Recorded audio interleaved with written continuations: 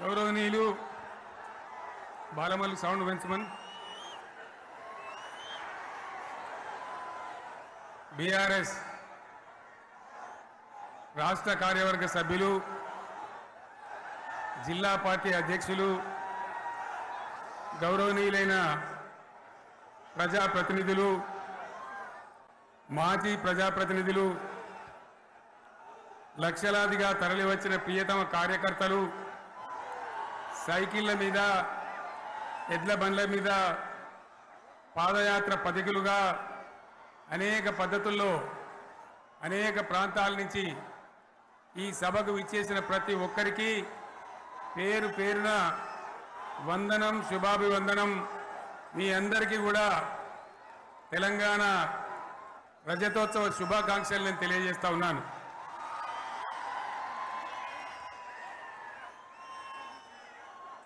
జననీ జన్మభూమిశ్చ స్వర్గాదపి గరీయసి.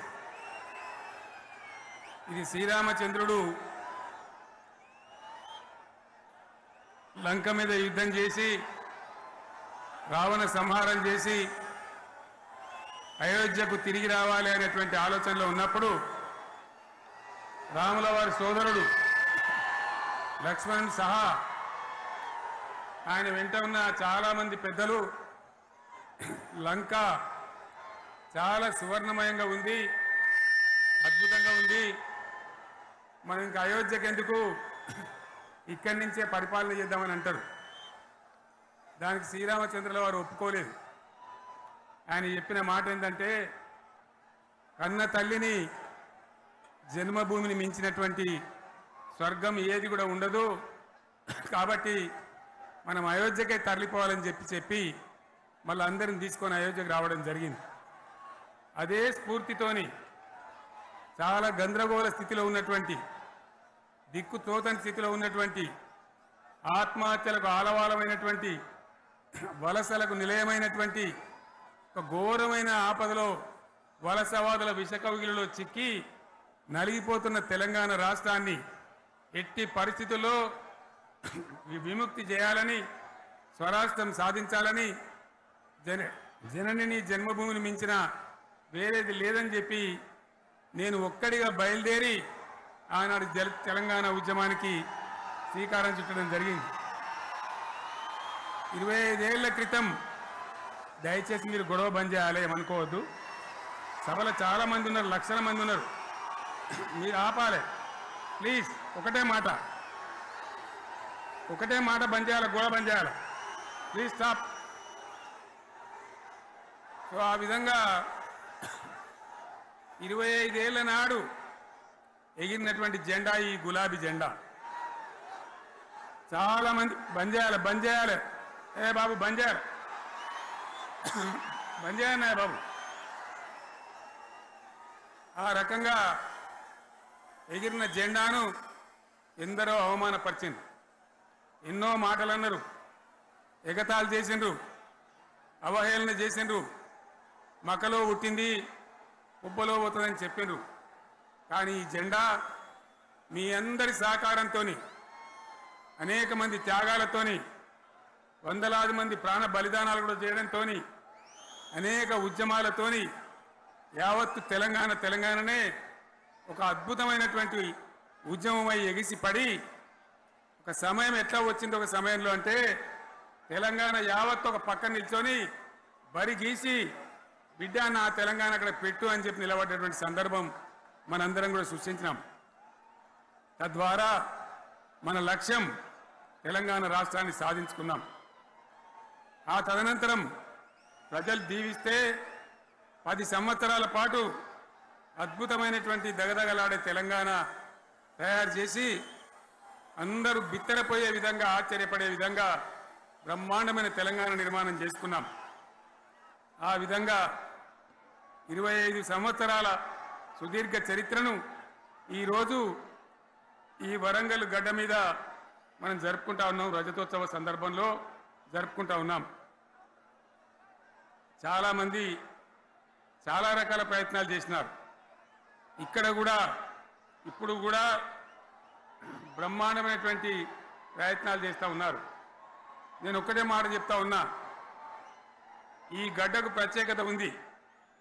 ఇది రాణి రుద్రమ్మ ఏలిన వీరగడ్డ, సమ్మక్క సారక్కల పోరుగడ్డ, బమ్మెర పోతన కవితా మాధుర్యం పండించినటువంటి జీవగడ్డ. ఈ వరంగల్ నేలకు నేను వందనం చేస్తా ఉన్నాను. మన అమరవీరులకు శిరస్సు వంచి నివాళులు అర్పిస్తా ఉన్నాను. 1969లో మూగబోయిన తెలంగాణ నినాదానికి తిరిగి జీవం పోసింది ఈ గులాబీ జెండాని మీ అందరికీ నేను మనవి చేస్తా ఉన్నాను. ప్రజలు పరిపాలన అప్పగిస్తే విధ్వంసమైన తెలంగాణను వికాస పథంలో నడిపించింది ఈ తెలంగాణ. దానికి కూడా ఈనాడు కరెక్ట్గా 25 ఏళ్ళు నిండుతా ఉన్నాయి. ఆనాడు కొండా లక్ష్మణ్ బాపూజీ గారు ఆశ్రయం ఇస్తే ఏప్రిల్ 27, 2001న జలదృశ్యంలో టీఆర్ఎస్ ఆవిర్భావం తెలంగాణ చరిత్రనే మలుపు తిప్పిన ఒక మహోజ్వల ఘట్టం. పదవుల కోసమో, కులం కోసమో, మతం కోసమో, వ్యక్తుల కోసమో పుట్టలేదు ఈ గులాబీ జెండా.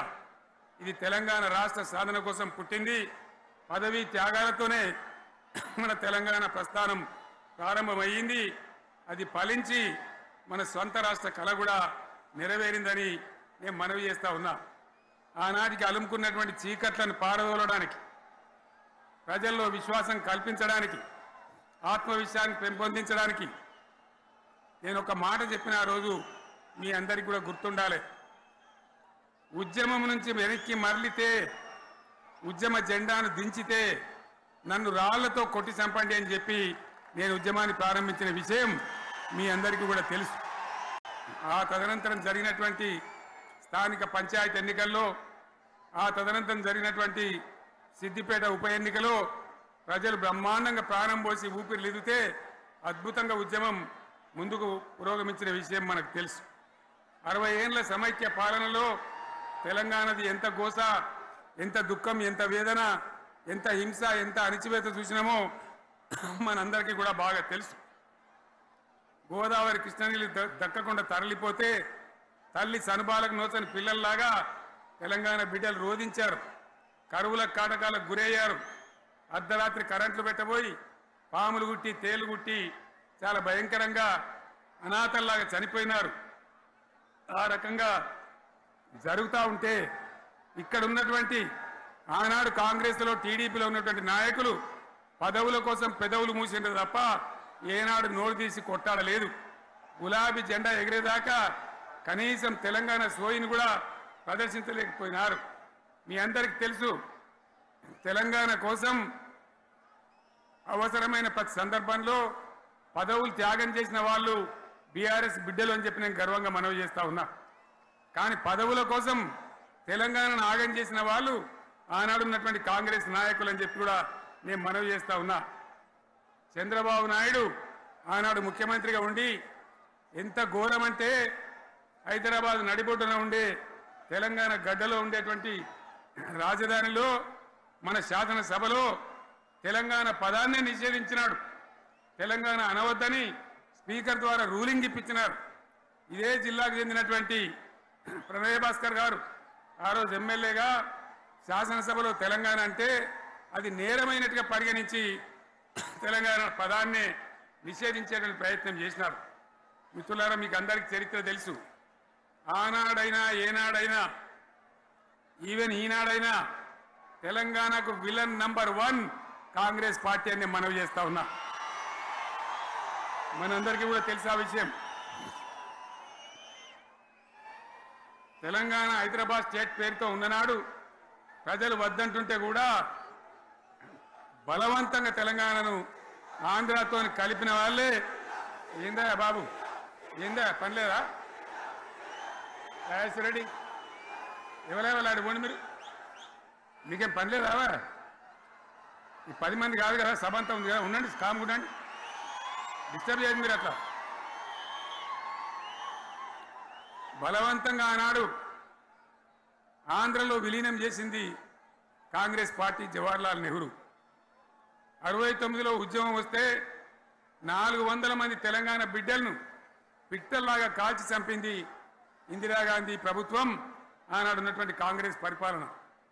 మళ్ళీ 2001 నుంచి మనం విజృంభిస్తే నంగనాచిలాగా ఇదే కాంగ్రెస్ వచ్చి మన బలాన్ని మన ఊపును చూసి పొత్తు పెట్టుకొని తెలంగాణ ఇస్తామని నమ్మబలికి మనతో పొత్తు పెట్టుకున్నది కూడా మీరు చూసినారు. మళ్ళా ఎగ్గొట్టే ప్రయత్నం చేసినారు. 14 ఏళ్ళు ఏడిపించినారు. అది మీ అందరికి తెలుసు. వాళ్ళు ఎట్టెట్లా చేస్తూ ఉంటే తెలంగాణ కోసం ప్రకటన చేసిన విషయం మీకు తెలుసు. మళ్ళీ ప్రకటన వెనక్కి తీసుకొని మళ్ళా వెనుకకు పోయినారు. ఆ తర్వాత సకల జనుల సమ్మె కావచ్చు, సాగర హారాలు కావచ్చు, వంట వార్పులు కావచ్చు, అనేక రూపాలలో విజృంభించి మళ్ళీ భయంకరమైన పోరాటం చేసినాం. మళ్ళీ 3 ఏళ్ల తర్వాత వాళ్లకు రాజకీయ అవసరం ఏర్పడి ఆనాడు వచ్చి మళ్ళీ తెలంగాణ ఇస్తామని ప్రకటించి వాళ్ళకి ఇష్టం లేకపోయినా తెలంగాణ సృష్టించినటువంటి ఆ సుడిగాడుపులుగా తట్టుకోలేమని భయపడి తెలంగాణ ఇచ్చిన విషయం కూడా మీకు తెలుసు. తదనంతరం ప్రజలు మనకు అధికారం ఇచ్చినారు. దాన్ని మనం ఏదో అధికారం అనుభవించడానికి తీసుకోలే, బాధ్యతగా తీసుకున్నాం. ఎంత బ్రహ్మాండంగా పనిచేసినాం. రాష్ట్రాన్ని మన చేతిలో పెడితే ఎక్కడున్న తెలంగాణను ఎక్కడ తీసుకొని పోయినాం. అనేక రంగాలలో please please please please please ఒకటే మాట, ఏ బాబు ఇక్కడ నేను మాట్లాడుతున్నా, అక్కడ మీరు మాట్లాడుతున్నా, మీకు ఏమైనా అర్థం ఉన్నదా? ఏది అర్థం కావాలి ప్రజలకు? ఏం పని లేదావా? ఇదేం పద్ధతి? మీరు పార్టీ కార్యకర్తలేనా? సైలెన్స్ ఉండండి. అంతమంది నన్ను లక్షల మంది మీరు 10 మంది అయినా ఇక్కడ 10 నిమిషాలు సైలెంట్గా ఉండలేరా? చివరిలో బాగా చెప్తాం, స్లోగా అద్భుతంగా దుంకుదాం, స్టే ఎత్తు దుంకుదాం. మీరు బాధ్యత చూడాల్సింది ఏంటంటే మీరు అరవడం బంద్ చేయండి. ఇంతమంది ఉన్నారు, ఏం సీఎం పని లేదా నీకు? మళ్ళీ అందరు ఇళ్ళకి చేరుకోవద్దా? క్షేమంగా పోవద్దా? ఎక్కడెక్కడి నుంచో దూరం నుంచి వచ్చిన వాళ్ళు ఉన్నారు. 10 నిమిషాలు మీరు సైలెంట్గా ఉండండి. ముందరున్న వాళ్ళు 10 ఏళ్ళ బీఆర్ఎస్ పాలనలో ఎక్కడున్న తెలంగాణ ఎక్కడికి పోయింది? ఎన్ని రంగాలలో ఎన్ని అవార్డులు వచ్చినాయి? ఎన్ని అద్భుతమైన పనులు చేసి చూపెట్టినాం. తెలంగాణ అంటే ఒకప్పుడు వెనుకబడ్డ ప్రాంతం, ఎగతాళి చేయబడ్డ ప్రాంతం, పనికిమాలిన ప్రాంతం అనే పేరు పెట్టిన ప్రాంతం. కానీ ఎన్ని రంగాలు, తలసరి ఆదాయాన్ని బ్రహ్మాండంగా పెంచినాం. 90,000 ఉన్న తలసరి ఆదాయాన్ని 3.5 లక్షల పైచీలకు పెంచుకున్నాం. జిఎస్డిపిని దేశంలో నంబర్ 1 స్థానానికి తీసుకెళ్ళినాం. తెలంగాణలో బ్రహ్మాండంగా పెండింగ్ ప్రాజెక్టులన్నీ కూడా కంప్లీట్ చేసుకున్నాం. కల్వకుర్తి కావచ్చు, నెట్టెంపాడు కావచ్చు, భీమా కావచ్చు, ఎల్లంపల్లి కావచ్చు, మిడిమానేరు కావచ్చు, అక్కడ మేఘాల మీద పనిచేసి దాన్ని అంతా కూడా కంప్లీట్ చేసి ఒక్క పాలమూరు జిల్లాలోనే 10 లక్షల ఎకరాలకు సాగునీళ్ళు ఇచ్చుకున్నాం. బ్రహ్మాండమైనటువంటి ఇరిగేషన్ ప్రాజెక్టులు కంప్లీట్ చేసుకున్నాం. 3.5 లక్షల టన్నుల వడ్లు పండించే స్థాయికి తెలంగాణను తీసుకొని పోయినాం. వరంగల్ గడ్డ కోసం, ఇదే జిల్లా కోసం పెండింగ్లో ఉన్న దేవాదుల ప్రాజెక్టును కంప్లీట్ చేసి ఈ గడ్డకు నీళ్లు తెచ్చుకున్నాం. 3 ఏళ్లలో కాళేశ్వరం ప్రాజెక్టు కట్టుకున్నాం. వాగుల మీద, వంకల మీద చెక్ డ్యాములు కట్టుకున్నాం. మిషన్ కాకతీయ పేరు మీద చెరువులన్నిటి పూడికలు తీసుకున్నాం. ఒక అద్భుతమైన తెలంగాణను తయారు చేసుకున్నాం. పడావు భూములన్నీ పంట పొలాలుగా మార్చుకున్నాం. ఆనాడు బీఆర్ఎస్ పాలనలో చెరువుల నిండా జలరాశులు, రైతుల కళ్ళాల నిండా ధాన్య రాశులతోని బ్రహ్మాండంగా తెలంగాణ అద్భుతంగా పురోగమించిన విషయం మీకు తెలుసు. పంజాబ్ను తలదన్నే పంటలు పండించిన విషయం కూడా మీ అందరికీ తెలుసు అని నేను మనవి చేస్తా ఉన్నా. రైతు కష్టమేందో నాకు తెలుసు. నేను స్వయంగా రైతును కాబట్టి రైతాంగాన్ని కడుపులో పెట్టి చూసుకున్నాం. మీ అందరికి ఒక మాట చెప్తా ఉన్నా. ఈ దేశంలో షేర్షా సూరి అని ఒక రాజు ఉండే. ఆయన కాలంలోనే రెవెన్యూ సంస్కరణలు తెచ్చినారు. నేను చెప్పే మాట మంచి వినాలి మీరు. చరిత్ర పొడుగుతో చూస్తే షేర్షా సూరి నుంచి స్వతంత్ర భారతం వచ్చిన తర్వాత ప్రజాస్వామ్య ప్రభుత్వాలు కూడా రైతుల దగ్గర రకరకాల శిస్తులు వసూలు చేసినారు. రైతుల దగ్గర డబ్బులు వసూలు చేసినారు. తహసీల్ రకాలు వసూలు చేసినారు. నీటి తీరువాలు వసూలు చేసినారు. కానీ రైతును చూడాలని వాడు అందుకోలే. భారతదేశంలోనే ఎక్కడ కూడా లేని స్కీమ్. నన్ను వాళ్ళు అడగలే, ఎలక్షన్లలో చెప్పలే, నాకు నేనుగా ఆలోచించి ప్రభుత్వమే ఆలోచించి రైతు బంధు పథకాన్ని తెచ్చినాం. చాలా బ్రహ్మాండంగా రైతు బంధు పథకాన్ని అమలు చేసినాం. రైతాంగానికి ఎటువంటి కరెంట్ ఇచ్చినాం, ఇంత అద్భుతమైన కరెంట్ ఇచ్చినాం.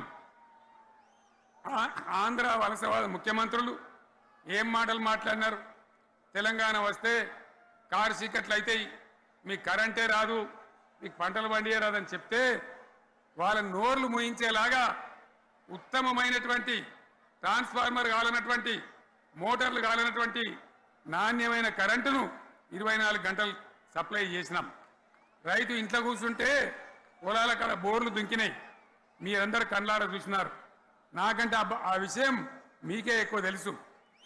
అదేవిధంగా రైతులు చనిపోతే 2 ఎకరాలు 3 ఎకరాలు ఉన్న రైతులు ఏముంటుంది, వాళ్ళకి ఆదాయం ఉండదు. వాళ్ళు సస్తే బీఆర్ఎస్ రాకముందు పట్టించుకున్న నాతుడు లేడు. అదే బీఆర్ఎస్ వచ్చిన తర్వాత రైతు బీమా ఇచ్చి వాళ్ళు చనిపోయినాక 8 రోజుల్లోనే వాళ్లకు రైతు బీమా అందే విధంగా ఆనాడు చర్యలు తీసుకున్నాం.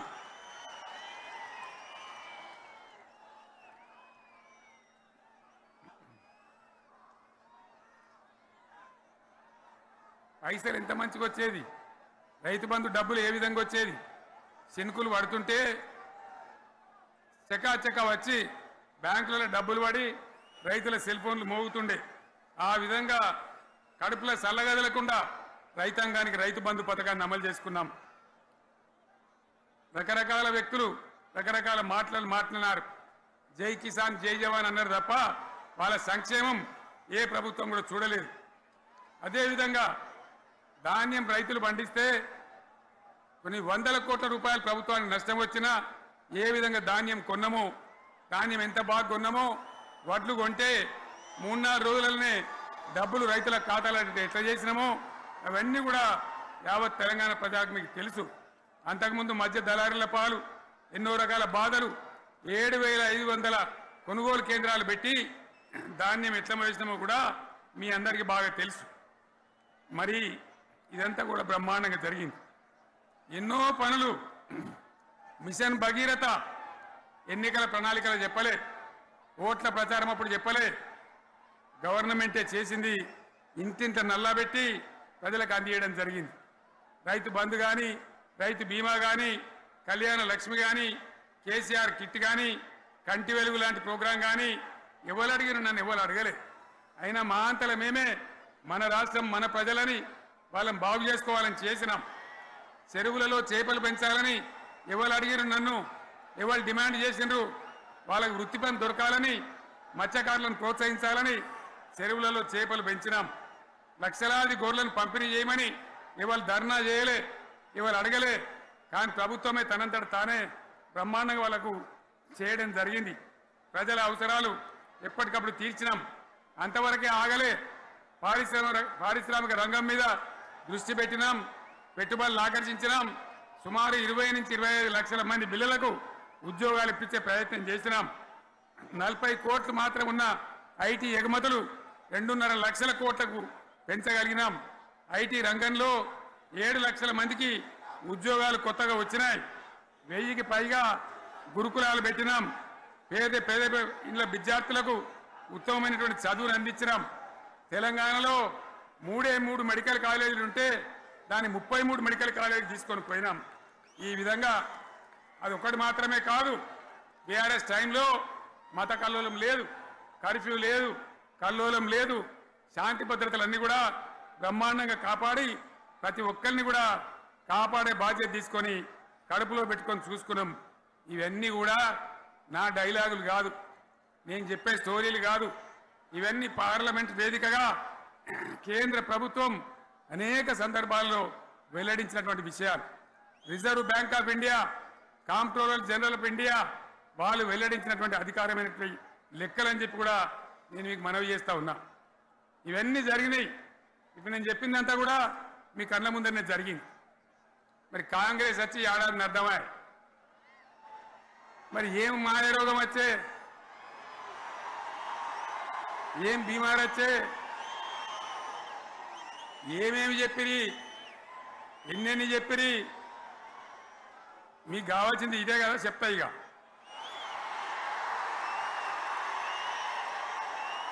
వాళ్ళ కథ చెప్పే ముందు మన కథ కూడా చెప్పాలి కదా. ఏమేం మాటలు మాట్లాడినరు. అరే మళ్ళీ సీఎం పెట్టిరా భయ్, ఎక్కడికెళ్ళి మోపోయినరా మీరు? బుద్ధి లేదా? ఆగు. ఏమైనా లుబాబీ ఆగు. వద్దంటే మళ్ళీ ఏందండి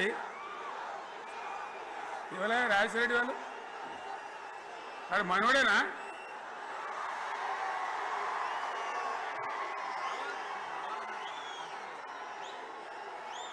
ఎన్నెన్ని మాటలు చెప్పిరి. వరుస బట్టి గోల్మాల్ దింపుట్ల కాంగ్రెస్ను మించిన వాళ్ళు లేడు, అబద్ధాలు చెప్పుట్ల కాంగ్రెస్ను మించిన వాళ్ళు లేడు. ఎన్ని చెప్పిరి. ఇక్కడ ఉన్నోళ్ళు జాలరని ఉన్న గాంధీలు లేని గాంధీలు డూప్లికేట్ గాంధీలు అంతా ఢిల్లీకి వెళ్ళి కూడా దిగిరి, చప్పట్లు కొట్టి డాన్సులు చేసిన స్టేజీల మీద. ఒకటి చెప్పిండ్రా, ఏమిత్తాడా కేసీఆర్ రైతు బంధు 10,000 ఇస్తాడు, మేము 15 ఇస్తాం చెప్పిండ్రా? చెప్పిండ్రా లేదా? చెప్పిండ్రా? ఇచ్చుడు కాదు, చెప్పిండ్రా? 10,000కు 15,000 ఇస్తామని అన్నారా? కేసీఆర్ పెన్షన్లు 2,000 ఇస్తాడు, మేము 4,000 ఇస్తాం చెప్పిండ్రా? ఇంకేం చెప్పిండ్రు? కేసీఆర్ ఇంట్లో ఇద్దరుంటే ఒక్కరికే ఇస్తాడు, మేము ముసలోనికి 2 ఇస్తాం చెప్పిండ్రా? చెప్పిండ్రా లేదా? అన్న మీరు మధ్యన్న వాళ్ళు చెప్తలేరు, చెప్పిండ్రా? ఇవన్నీ కాంగ్రెస్ వాళ్ళు చెప్పిండ్రా? చెప్పిండ్రు అన్న వాళ్ళు ఒకసారి శైలి పట్టరు దయచేసి.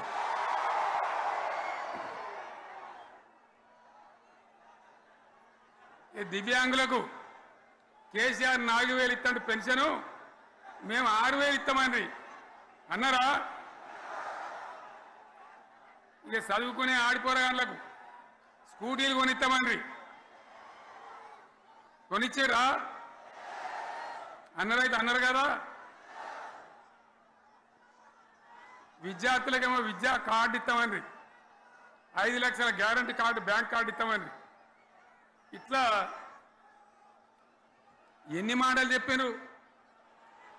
ఇక ఉరుకురి ఒకరినికోడు ఉరుకురి 2 లక్షల లోన్ తెచ్చుకొని డిసెంబర్ 9 నాడే కథం, ఒక కలంపోటుతోనే కథం అన్నరా?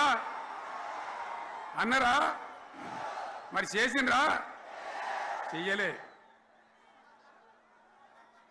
ఇక వడ్లు కొంటే ఒక వడ్లు కాదు, ఆనాడు మనమే కొనుగోలు కేంద్రాలు పెట్టి కనీసం మద్దతు ధర వచ్చేటట్టుగా మొలకొచ్చినా తడిసిపోయినా రంగు మారినా రైతులు కాబట్టి మన బిడ్డలు కాబట్టి గవర్నమెంట్కు 500 కోట్లు నష్టం వచ్చినా సరే మొత్తం కొనురు రాని నేను చెప్పినా కొనిపించిన. బాధ కాలే. వాళ్ళేం చెప్పిండ్రు? పబ్లిక్ను బోల్తా కొట్టేయడానికి మేము క్వింటాల్కి 500 బోనస్ ఇస్తాం, మక్కలకి ఇస్తాం, వడ్లకి ఇస్తాం, ప్రతి పంటకి ఇస్తాం చెప్పిండ్రా? ఇటువంటివి చెప్పుడే కాదు, వీటితోని ఇంకొక 420 హామీలు చెప్పారు.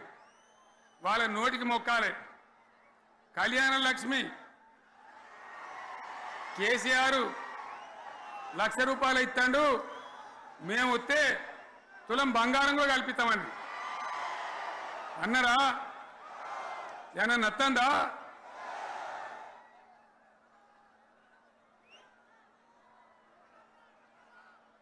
ఇక హామీలు ఇచ్చుడు కాదు, పెద్ద పెద్ద బుక్కులు వంచి ఊరూరికి వంచారు. సిగ్గులేక ఊళ్ళ పంట తిరిగి బాండ్ పేపర్లు రాసిచ్చారు, బాండ్ పేపర్లు ఇంటింటికి తిరిగిండ్రు. చెప్పిండ్రా? చాలా మంది అడిగిండ్రు. మరి మీరు అడ్డగోలు చెప్తున్నారు, అడ్డం పొడుగు చెప్తున్నారు, ఎటువంటి అడ్డ చెప్తున్నారు, యాడికెళ్ళి ఇస్తారా భయ అని అడిగిండ్రు, పేపర్ వాళ్ళు అడిగిండ్రు. ఇప్పుడు ఆర్థిక మంత్రి ఉన్నాయన టీవీలలో చెప్పిన ఆయన, ఇస్తాం చేసి చూపిస్తాం, మాది పేద పార్టీ, 120 ఏళ్ళ అనుభవం ఉన్న పార్టీ, మమ్మల్ని మించిన సిపాయిలు లేరు అని ఒకటి జబ్బలు తెరిచే, ఒకటి మెడలు తెరిచే డైలాగులు కొట్టి మేము ఇచ్చేస్తామన్నారు. ఇచ్చిండ్రా? ఇయ్యలే. రుణమాఫీ చేయలే. మధ్యలో పార్లమెంట్ ఎలక్షన్ వచ్చినాయి. అప్పుడు నాకు కాలు ఇరిగింది. మెంటుకుంటున్నాం మళ్ళీ నేను బయలుదేరిన. ఆ దెబ్బకి ఏం చేసిండ్రు? తెలంగాణలో ఎన్ని దేవుళ్ళు ఉన్నాయో అన్ని దేవుళ్ళ మీద ఒట్లు పెట్టుకున్నారు. పెట్టిండ్రా? బహిరంగ సభలలో ఆడిడ కూడా కాదు. ఇన్ని మాటలు చెప్పి ప్రజల్ని ఏమార్చింది. ఒక ఉచిత బస్ అని పెడితే అది జుట్లు పట్టుకొని కొట్టుకుంటానికి మనకత్తాను తప్ప ఏమనికి ఉపయోగపడ్డది లేదు. ఆ మహిళలు అంటారు మాకు ఎందుక ఉచిత బస్ దరిద్రం, మాకు అవసరమే లేదు అంటారు. అటువంటి ఒక్క పథకం పెట్టి ఇక ఇప్పుడు మళ్ళీ పెద్ద నోరు పెట్టుకొని వాళ్ళే మాట్లాడతారు. అంటే అంటే మాట్లాడతారు, అబద్ధాలు చెప్తారు. మాట్లాడితే బీఆర్ఎస్ వాళ్ళ మీద నింద, మాట్లాడితే కేసీఆర్ మీద నింద. ఇది ఒక అలవాటు చేసుకొని ఎవరికి నోరుంటే వాంతే లెక్క అనే పద్ధతిలో అడ్డమైన మాటలు మాట్లాడుతూ చాలా ఘోరంగా మోసం చేస్తూ ఉన్నారు. ఎట్లున్నదంటే కాంగ్రెస్ వాళ్ళు చెప్పింది చాలా సిపాయిలం, మా అంత సిపాయి లేడండి. లేదంటే జనం నమ్మితిమి, ఆశపడ్డాం కదా, నమ్మి బోల్తా పడ్డాం కదా, గల్లంత అయినాం కదా. ఒక ఊళ్ళే మొలక నాట్లేసే టైం వస్తే అలుకుడు చేస్తాను, వడ్డలుతాను. మొలకకు అలుకుడు చేస్తాం కదా, తుకాలు పోయేమా.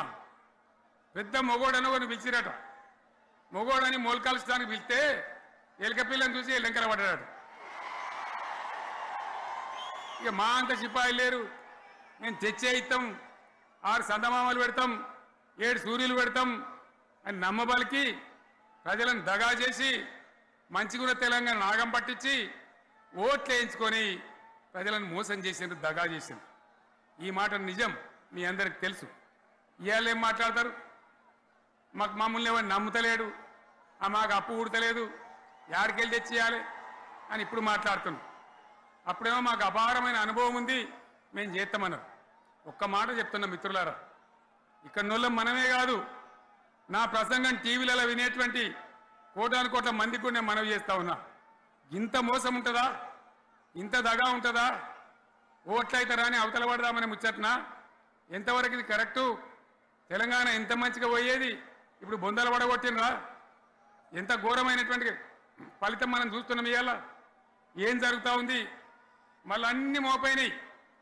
ఇక దుకాణం పెడతామన్నారు, లొల్లు పెట్టిండ్రు, బొబ్బ పెట్టిండ్రు. ఇక ఓట్లయినాక ఎత్తాడు, తవ్వడు, మోయాడు.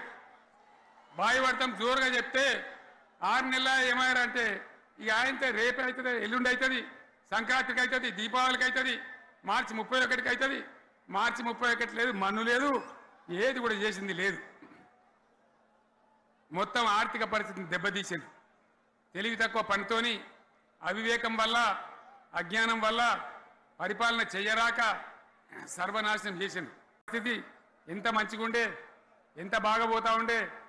మేము కష్టపడి కడుపు కట్టుకొని నోరు కట్టుకొని సంవత్సరానికి 10 నుంచి 15 వేల కోట్ల ఆదాయం పెంచినాం.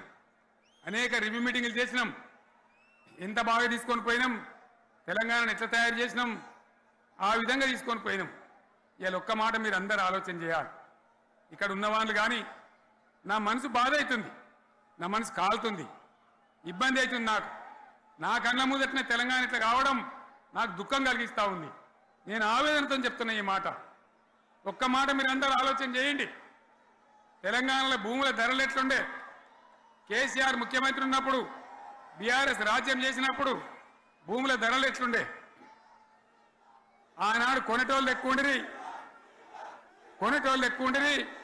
అమ్మేటోళ్ళు తక్కువ ఉండిరి.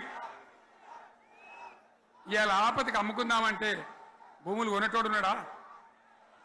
అడుగుతున్నా భూముల ధరలు ఎక్కడికి పోయినాయి? ఎవరికన్నా 5 ఎకరాలు డాంబర్ రోడ్డు పక్కకుంటే నేను 5 కోట్ల మనిషిని, నేను కోటీశ్వరుని అనే ధైర్యంలో రైతులు ఉండరు. ఇవాళ అడిగేటోడు ఉన్నాడా? ఉన్నదా? ఒక్కటే ఏడాదిలో గింత గల్లంత అవుతుందా? కేసీఆర్ పక్కకు పోగానే ఇంత ఆగమవుతుందా? ఇంకో మాట నేను అడుగుతా ఉన్నా. కరెంటును 35 ఏళ్ళు బాధపడ్డాం. నా బావి కాడ కూడా మోటార్లు కాలినాయి.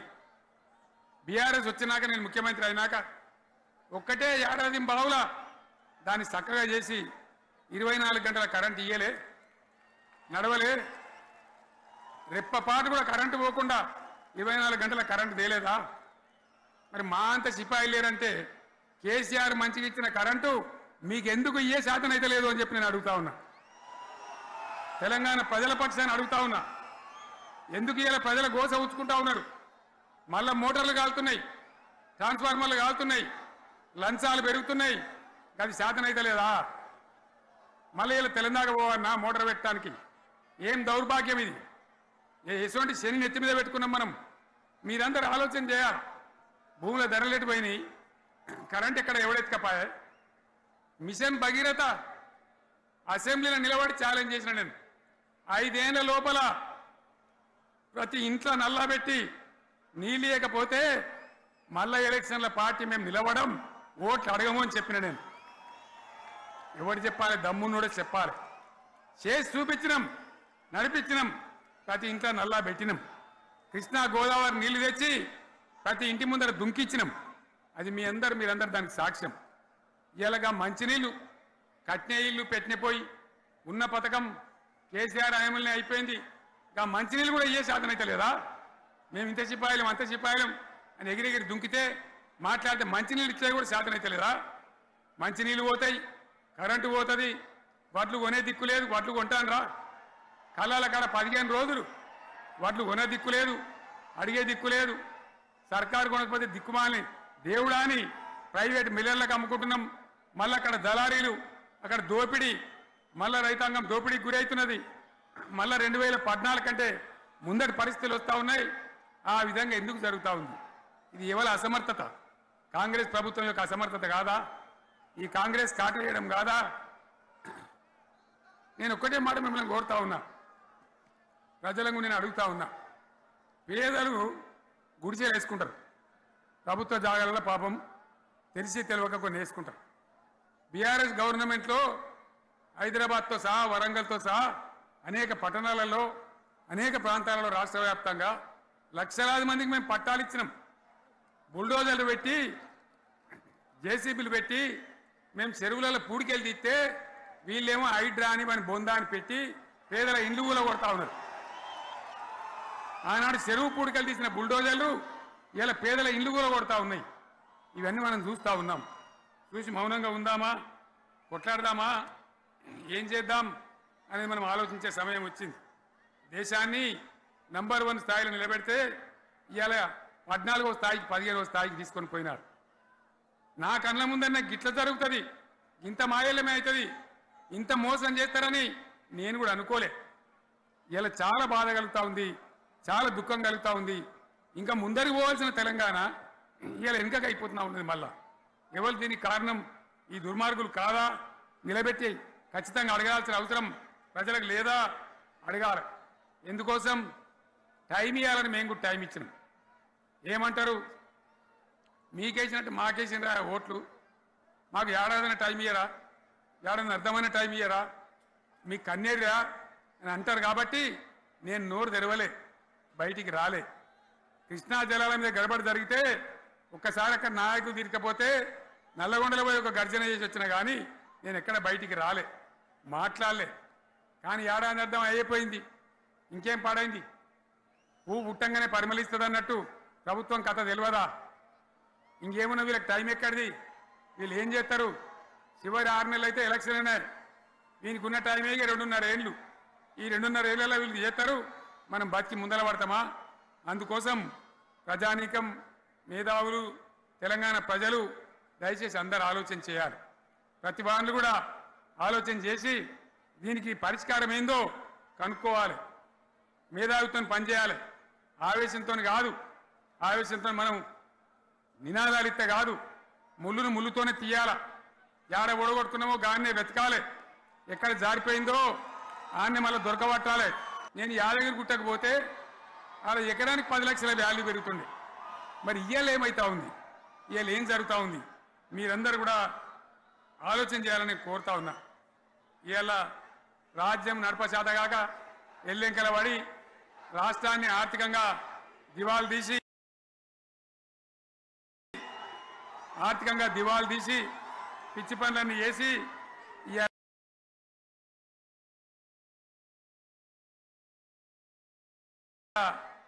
అడ్డం పొడుగు మాట్లాడుతూ ఉన్నారు. అన్ని రంగాలలో ఫెయిల్ అయిపోయింది. ఏ ఒక్క ఈ హుస్నాబాద్ ఇప్పుడు నేను రాగా చూసుకుంటూ వచ్చిన ఆనాడు కష్టపడి ఈ హరీష్ రావు ఇరిగేషన్ మంత్రిగా ఉన్నప్పుడు ఇలా గౌరెల్లి ప్రాజెక్టు కట్టాం. 90% పూర్తయింది. గౌరెల్లి ఇరిగేషన్ ప్రాజెక్టు ప్రజలకు సంజాయించి భూములు తీసుకొని ఆనాడు తిరిగి 90% పూర్తి చేసినాం. ఏడాది అర్థమైతే తట్టడి మన్ను తీస్తాను రా పాలమూరు పథకం 80% కంప్లీట్ అయింది. ఎందుకు దాన్ని పెండింగ్లో పెడుతున్నారు? ఎందుకు దాన్ని పూర్తి చేస్తలేరు? ఈ విధంగా చిన్న మాట, చాలా చిన్న మాట. కేసీఆర్ కిట్టు పెట్టినాం, లక్షాధికారుల కోసం పెట్టినాం, కోటీశ్వర్ల కోసం పెట్టినాం. ఎవరి కోసం పెట్టినాం కేసీఆర్ కిట్టు? పేద ప్రజల కోసం, గ్రామీణ ప్రాంతాల్లో ఉండేటువంటి పేద ప్రజల కోసం పెట్టినాం. ఆడపిల్లంటే 13,000 ఇచ్చినాం, మగపిల్లగానికైతే 12,000 రూపాయలు ఇచ్చినాం. ఆ వాహనాలు పెట్టి, అమ్మఒడి వాహనాలు పెట్టి వాళ్ళని తీసుకెళ్ళి ప్రసవాలు చేయించి వాళ్ళకి మందులు ఇచ్చి ఫ్రీగా ఉచితంగా చేసి బ్రహ్మాండంగా ప్రసవం చేయించి మళ్ళీ ఇంటికాడ దించినాం. గది బంద్ చేస్తారా ఎవరన్నా? ఎందుకు బంద్ చేయాలి? ముఖ్యమంత్రులుగా పనిచేసే వాళ్ళకు గాంభీర్యం ఉండాలి, ధైర్యం ఉండాలి. రాజశేఖర్ రెడ్డి అనే ముఖ్యమంత్రి ఉండే, నేను చెప్తా ఉన్నా మీ ముందు ఇయ్యాలి. ఆయన ఆరోగ్యశ్రీ అని ఒక పథకం తెచ్చిండు. నేను ముఖ్యమంత్రి అయిన తర్వాత అడిగిన, హెల్త్ డిపార్ట్మెంట్ని పిలిచి అడిగిన, ఇదేం పథకమయ్యా బాగుందా అంటే, సార్ మంచిగుంది, ప్రజలకు లాభం అవుతుందని చెప్పింది. నేను చెప్పిన ఆ పథకాన్ని అట్లే పెట్టండి, ఆ పథకాన్ని మార్చకండి, ఆ పథకం అట్లే ఉండాలని చెప్పిన. అక్కడ చెప్పడం కాదు, నేను అసెంబ్లీలో చెప్పిన, ఇది మా స్కీమ్ కాదు, కాంగ్రెస్ గవర్నమెంట్ ప్రారంభించింది, దాని పేరు కూడా మేము మారుస్తలేం, కానీ కొనసాగించాలని చెప్పినాం, కొనసాగించినాం. అది మీ అందరికి తెలుసు. ఇలా వీళ్ళు కేసీఆర్ ఆనవాళ్ళు లేకుండా చేస్తాం, కేసీఆర్ ముచ్చట లేకుండా చేస్తారా? ఇవాళ మనం కూడా సభ పెట్టుకుంటే ఎన్ని అడ్డంకులు దానికి. ప్రైవేట్ స్కూళ్ళు బస్సులు ఇస్తే వాళ్ళకు నోటీసులు ఇవ్వడం, అడుగడుగున ఆర్టీఏ అధికారులను పెట్టి పోలీసులను పెట్టి ట్రాఫిక్లు జామ్ చేయడం. ఇప్పుడు కూడా సభకు రావాల్సిన వాళ్ళు 1,50,000 మంది బయటనే ఆగిపోయింది. ఇటు హనుమకొండ దిక్కు, అటు హుజరాబాద్ దిక్కు, ఇటు సిద్దిపేట దిక్కు 3 రోడ్ల మీద కూడా జాముల్ని. నేను అడిగిన నాయకులు ఏంది అంటే, ఇబ్బంది అవుతుంది సార్, రానిత్తలేరు, మధ్యలో ఇబ్బందులు కలిగిస్తున్నారు, కొన్ని లారీలు తెచ్చి అడ్డం పెట్టాను పనికిమాలని అని చెప్పి జామ్ అయిపోయి అక్కడనే ఆగిపోయింది. నేను అన్న ఇంకో అర్ధగంట ఆగి మాట్లాడదామంటే మా వాళ్ళంతా ఉండి, లేదు మనోళ్ళు దూరం పోవాలి, ఇక రానోళ్ళు ఎట్లా అందరూ మనం మాట్లాడి సభ ముగించాలని చెప్తే నేను వేదిక మీదకి వచ్చిన. ఇన్ని అడ్డంకులు, ఇంత కడుపు ఆపుతారా? బీఆర్ఎస్ సభలను ఆపుతారా? ఈ ప్రపంచనాన్ని ఎవడాపుతాడు? ఆగబడితే ఆగుతుందా? నేను ఒక్క మాట పోలీసు మిత్రులకు మనవి చేస్తా ఉన్నా. ప్రజాస్వామ్యంలో ప్రజలకు అడిగే హక్కు ఉంటుంది, తప్పకుండా అడుగుతారు ప్రజలు. ఈ అడిగే హక్కును సోషల్ మీడియాలో బీఆర్ఎస్కు సోషల్ మీడియా వారియర్స్ ఉన్నారు, వాళ్ళు బ్రహ్మాండంగా పనిచేస్తున్నారు, ఖచ్చితంగా అడుగుతున్నారు ప్రజల తరఫున. ఇంత అన్యాయం జరుగుతుంటే చూడలేక సోషల్ మీడియాలో పనిచేసే తెలంగాణ బిడ్డలు ఇది ఏమన్యాయమే ఎట్లా అని చెప్పి ప్రభుత్వాన్ని ప్రశ్నిస్తూ ఉన్నారు, ప్రజలకు మద్దతుగా నిలబడతా ఉన్నారు. వాళ్ళ మీద కేసులు, వాళ్ళని పట్టుకపోవడు. పోలీస్ సోదరులను నేను అడుగుతా ఉన్నా, మీరెందుకు దునుకులాడుతుండ్రే? మీకేమక్కడ వచ్చింది? మీకు ఒక్కటి చెప్తున్నా నేను, గ్యారంటీగా పోలీసు మిత్రులారా, ఇవాళ పోయి రాత్రి మీ డైరీలలో రాసుకోండి, మీ డైరీలలో రాసి పెట్టుకోండి. 100కు 100% ఇలా తెలంగాణ చెలరేగిన పరిస్థితికి మళ్ళా వచ్చేది బీఆర్ఎస్ గవర్నమెంటే. అది ఎవరు కూడా ఆపలేడు, అది ఎవరి తరం కాదు, ఎవరి వశం కాదు. మీకు తెలియదా? 100కు 100% ఇలా తెలంగాణ చెలరేగిన పరిస్థితికి మళ్ళా వచ్చేది బీఆర్ఎస్ గవర్నమెంటే. అది ఎవరు కూడా ఆపలేడు, అది ఎవరి తరం కాదు, ఎవరి వశం కాదు. మీకు తెలియదా? 100కు 100% ఇలా తెలంగాణ చెలరేగిన పరిస్థితికి మళ్ళా వచ్చేది బీఆర్ఎస్ గవర్నమెంటే. అది ఎవరు కూడా ఆపలేడు, అది ఎవరి తరం కాదు, ఎవరి వశం కాదు. మీరు పోలీసు ఉద్యోగాలు చేస్తున్నారు, మీరు చదువుకోలేదా? మీకు కూడా విజ్ఞానం ఉంది కదా? వీళ్ళు దొంగ వాగ్దానాలు చేయలేదా? ప్రజలను మోసం చేయలేదా? ప్రజాస్వామ్యంలో ప్రజలకు అడిగే హక్కు లేదా? మీరెందుకు కేసులు పెడుతున్నారు? నాకు అర్థం కాదు. మీరెందుకు దునుకులాడుతున్నారు? మీరెందుకు బలైతారు? రేపు మీకు రాజకీయాలు ఎందుకు? మీ డ్యూటీ మీరు చేయండి. మేము బీఆర్ఎస్ ఎప్పుడు శాసనాన్ని ఉల్లంఘించం, చట్టాలను ఉల్లంఘించం. అయినా నేను ఒక్క మాట మళ్ళీ చెప్తా ఉన్నా, మీకు ఆల్రెడీ చెప్తా ఉన్నారు పార్టీ నుంచి, ఎక్కడ ఎవరిని మీ మీద అన్యాయం కేసులు పెట్టినా మన టీఆర్ఎస్ లీగల్ సెల్ వీరులు ఉన్నారు, మీరు భయపడే అవసరం లేదు. న్యాయస్థానాలని అక్కడ పోరాటం చేద్దాం. మీకు అండగా కేసీఆర్ ఉంటాడు, బీఆర్ఎస్ ఉంటుంది, అందరం ఉంటాం. ఇక ఈడికెళ్ళి నేను కూడా ఊకోను, నేను బయలుదేరతా. యాన్ దాకైనా మంచిదే. ఎవరెవరి సంగతి ఏందో, ఎవరైనా లెక్కేందో అన్ని కూడా లెక్కలు తీద్దామని మనవి చేస్తా ఉన్నా. ఈ రకంగా మనం ముందు పోవాలి. ఒక్క మాటలను ఉన్నదా? ఇవాళ ఈ ప్రభుత్వం, ఈ కాంగ్రెస్ నయవంచక ప్రభుత్వం సంక్షేమంలో ఫెయిల్, మంచినీళ్ళలో ఫెయిల్, పొలాలకు నీళ్ళు ఇవ్వడంలో, సాగు నీళ్లలో ఫెయిల్, కరెంటు సరఫరాలో ఫెయిల్, రైతు బంధులో ఫెయిల్, విత్తనాలు ఎరువులు సరఫరాలో ఫెయిలేనా? ధాన్యం కొనుగోలులో ఫెయిల్, పల్లెలు పట్టణాల అభివృద్ధిలో ఫెయిల్, భూముల ధరలు పెంచడంలో ఫెయిల్. మరి దేంట్లో పాస్ అయిండు? ఎటు పడితే అటు ఒర్రుడు, దేవుళ్ళ మీద ఒట్లు పెట్టుడు, అబద్ధ వాగ్దానాలు చేసుడు.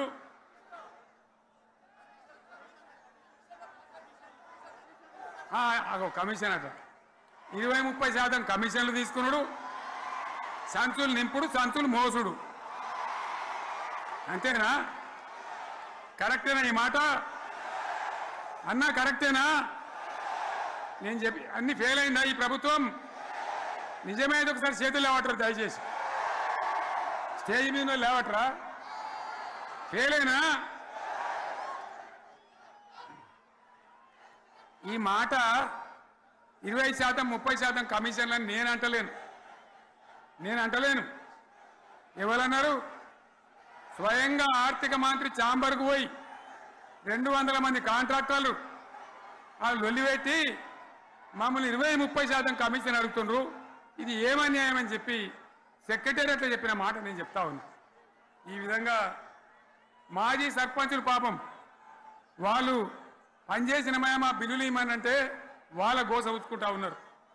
వాళ్ళేం పాపం చేసిండ్రు? ఈ విధంగా ఘోరం. ఇంకా ఈ అందానికి ఏం మాట్లాడతారు? కేసీఆర్ నువ్వు రా అసెంబ్లీకి, నీ కాయగూరకుడు ముచ్చట తింటానికా? పిల్లలు అడిగితేనే మీరు జవాబు చెప్తలేరు. ఉన్నది ఉన్నట్టు నిలబెడితే ఆ ఆర్థిక మంత్రి అసెంబ్లీలో లేచి 20% కమిషన్ తీసుకోవడానికి కేటీఆర్ మాట్లాడితే ఆయన లేచి భుజాలు తడుముకుంటాడు. నీకెందుకయ్యా బాధ? నువ్వు తీసుకుంటేనే నీకు బాధ ఉండాలి కదా. లేచి పేదలు ఉల్లి పెడతా ఉన్నాడు ఆయన అసెంబ్లీలో. ఈ విధంగా చాలా గందరగోళంగా, అవివేకంతో, అజ్ఞానంతో చాలా ఘోరం చేసి అడ్డమైన మాటలని చెప్పింది. దాంతో మనం కూడా గోల్మాలైపోయినాం. తీర్థం పోదాం తిమ్మక్క అంటే వాడు గుల్లే, మనం సల్లే. ఆ గతికి తెచ్చింది ఇలా ప్రజల గతి. మరి మనం కూడా, ప్రజలు కూడా ఆలోచన చేయాలి. ఆవేశం కాదు. గాడిదలకు గడ్డేసి బలరకు పాల్పడితే వస్తాయా? మరి ఇప్పుడు ఏం చేయాలో ఆలోచించాలి. ఓ తమ్ముడు అన్నాడు హైదరాబాద్లో, ఆయన ఇల్లు కూడా కొడితే, కేసీఆర్ అన్నా యాడున్నావు, నువ్వు రావాలి. కత్తి బాంచేతలు పడితే యుద్ధం నన్ను చేయమని పడుతుంది. అంతేనా? ఇది కూడా విచారిస్తారు ప్రజలు. మీకు అర్థం కావాలని నేను చెప్తా ఉన్నా. అందుకే ఓడగొట్టుకున్న కాడనే వెతుక్కోవాలి. మీ వెంట బీఆర్ఎస్ ఉంటుంది, మీ వెంట కేసీఆర్ ఉంటాడు. 100% మళ్ళా తెలంగాణ విజయం సాధించాలి, గులాబీ జెండా ఎగిరేయాలి, అద్భుతమైన తెలంగాణను మళ్ళీ సాధించాలి. ఇక బీజేపీ కథ 11 ఏళ్ళ రాజ్యం చేయబట్టి తెలంగాణకు 11 రూపాయలు ఇచ్చిండ్రా? వాటిదే బబ్రాజమానం భజగోవిందం, శుష్క ప్రియాలు, శూన్యాస్తాలు తప్ప ఏమి ఇయ్యలే. 157 కాలేజీలు పెడితే మెడికల్ కాలేజీలు ఒక్కటన్నా తెలంగాణకి ఇచ్చిండ్రా? ఒక ప్రాజెక్ట్ కన్నా జాతీయ హోదా ఇచ్చిండ్రా? ఇక కాంగ్రెస్ వాడు ఇట్లా అంటే బీజేపీ వాడు అట్లా, ఏది లేదు. ఇక ఉల్టా మనయే ఖమ్మంలో 7 మండలాలు గుంజుకున్నారు, సీలేరు ప్రాజెక్టు గుంజుకున్నారు. నరేంద్ర మోడీ మాట్లాడతాడు, ఏం మాట్లాడతాడు? తెలంగాణ వచ్చిందిరా అని తెలంగాణలో సంతోషపడితే తల్లిని చంపి బిడ్డను బతికించిండ్రు అంటాడు. ఎన్నోసార్లు అంటాడు, ఒక్కసారి కాదు. ఈ విధంగా అది కూడా మనం వెనకొచ్చేది కాదు. ఈ సందర్భంలో ఒక మాట బీజేపీ అంటే నాకు జ్ఞాపకం వచ్చింది. ఇవాళ కేంద్ర ప్రభుత్వం కగార్ అనే ఆపరేషన్ పేరు మీద ఛత్తీస్గఢ్లో యువకులను గిరిజనులను ఊచకోత పోతా ఉన్నారు. అది ధర్మం కాదు. వీళ్ళు ఏమవుతున్నది, నక్సలైట్లు ప్రతిపాదన పెడుతున్నారు. మేము ప్రభుత్వం దగ్గరకు వచ్చి చర్చలు చేయడానికి సిద్ధంగా ఉన్నాము అంటున్నారు. నేను కోరుతా ఉన్న కేంద్ర ప్రభుత్వాన్ని, బలమున్నది కదా అని చంపుకుంటా పోవుడు కాదు, అది ప్రజాస్వామ్యం కాదు. ఆపరేషన్ కగార్ వెంటనే ఆపేయండి. వాళ్ళని పిలిచి, ఆ నక్సలైట్లను పిలిచి డెమోక్రటిక్ స్పేస్ ఇచ్చి చర్చలు జరపండి. వాళ్ళు ఏం మాట్లాడతారో చూడండి. అది కూడా నల్లనా తెల్లనా దేశం ముందరికి రాని. కానీ అట్లా కాదు, మొత్తం ఏరి పారెత్తాం, కోసి పారెత్తాం, నరికి పారెత్తాం అంటే మిలిటరీ ఉన్నది మీ దగ్గర కొడతారు. కానీ ప్రజాస్వామ్యం అనిపించుకోదు. ఈ మాట ఢిల్లీకి ఉత్తరం పంపిద్దామా? మీరందరూ సపోర్ట్లు కొడితే తీర్మానంగా భావించి దాన్ని కేంద్రానికి పంపిద్దాం.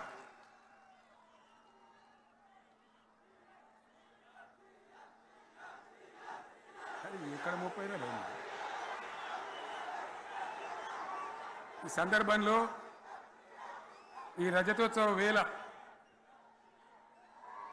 నేను మీ అందరికీ, ఇక్కడ ఉన్న వాళ్ళకు, సభలో లేని వాళ్లకు, టీవీలో నా మాటలు వినే వాళ్లకు, యావత్తు తెలంగాణ సమాజానికి బీఆర్ఎస్ గులాబీ జెండా రజతోత్సవ శుభాకాంక్షలు మరొకసారి తెలియజేస్తూ, మీరందరూ కూడా ధైర్యంగా ఉండండి. మళ్ళీ బీఆర్ఎస్ తెచ్చుకుందాం, బ్రహ్మాండమైన పరిపాలన అందించుకుందాం. వీళ్ళు జరగొచ్చేటివన్నీ మళ్ళీ మంచిగా చేసుకుందాం, బ్రహ్మాండంగా ముందుకు పోదాం, పురోగమించుదాం. ఒక అద్భుతమైన తెలంగాణ, ప్రతి వ్యక్తి ముఖంలో చిరునవ్వులు చిందించే తెలంగాణ తయారు చేసుకుందామని చెప్పి మీ అందరికీ మనవి చేస్తూ, ఇంత పెద్ద ఎత్తున ఈ సభకు గవర్నమెంట్ వచ్చిన ఏడాది నరలోనే మీరు కదిలి వచ్చిందంటే మీరు కూడా ఒక నిర్ణయానికి వచ్చినట్టు కనబడుతూనే ఉంది. ఓట్లు ఎప్పుడు వస్తాయని చూస్తాను. నేను ఇంకో మాట చెప్పాలి, ముఖ్యమైన మాట ఏంటంటే, వీళ్ళు అక్కడిక్కడ ఎందుకైనా మీరు లేచొచ్చిండ్రు ఫోటోల కోసం.